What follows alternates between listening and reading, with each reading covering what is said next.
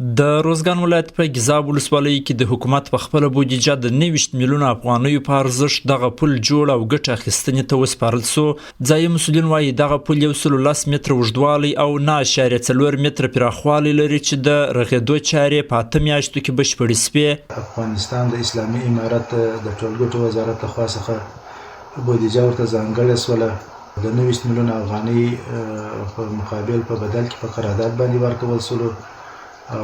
دا اخیستنې ته وسپارل سو. په ورته وخت کې پر یاد پله تلونکي خلک وایي د هلمند پر سیند د یوې غاړې څخه بلې غاړې ته اوښتو پر مهال له ګڼو ستونزو سره مخ وه او په خبره یې چې د دغه پله په جوړېدو سره به یې ستونزې حل سي. هغوی په دې برخه کې د حکومت څخه مننه کوي چې په سیمه کې دغه ډول اساسي پروژې تطبیق کیږي.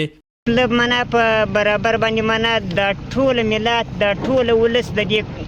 لارې د دایکنډي د بامیانو سره یعنې تر کندهار او د روزګانه پورې دا خلک ټول په غټه مینه باندې منه محبت لري چې منه دا پل ورته جوړ سولو اسانتیاوې ورته ملاو سولې او دا بل پله د لرګو پله منه موږ ته منه شهیدان راپېښ کړل موټران اوبو ته ولوېدل پیاده ایوانان ځینې یې لاس وله منه نو دا مشکلاتونه په دې وطن کې منه ډېر دي او دا پله غټه وسایي پېښ کړې منه که ژمی که دوبي که پسرلی وس ټوله زه ولسوالۍ سره وصل شوله ډېر ښه کار وشو ډېر ښه لوی خدمت. د روزګان ولایتي مسؤلین وایي واک ته د اسلامي امارت تر رسېدو وروسته هڅې زیاتې سوې تر څو د خلکو د هوساینې په هدف پراخې د بیارغونې پروژې تطبیق کړي. مسؤلین ژمنه کوي چې راتلونکي کې به هم د دغه ډول پروژو په څیر په بېلابېلو برخو کې اساسي پروژې پلي سي.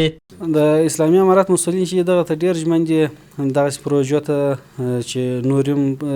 عملي کړي او دوی ډېر زیات کوښښ کوي په دغه کې چې ولس ته اسانتیاوې برابرې کړي. دغه پل نه یوازې د روزګان ولایت مرکز ترینکوټ له ګیزاب ولسوالۍ سره نښلوي بلکې د کندهار روزګان دایکنډي ولایتونو د لوی لارې د مسافرینو د تګ راتګ مهم پل ګڼل کیږي. انتظار احمد احمدي، امید راډیو، روزګان.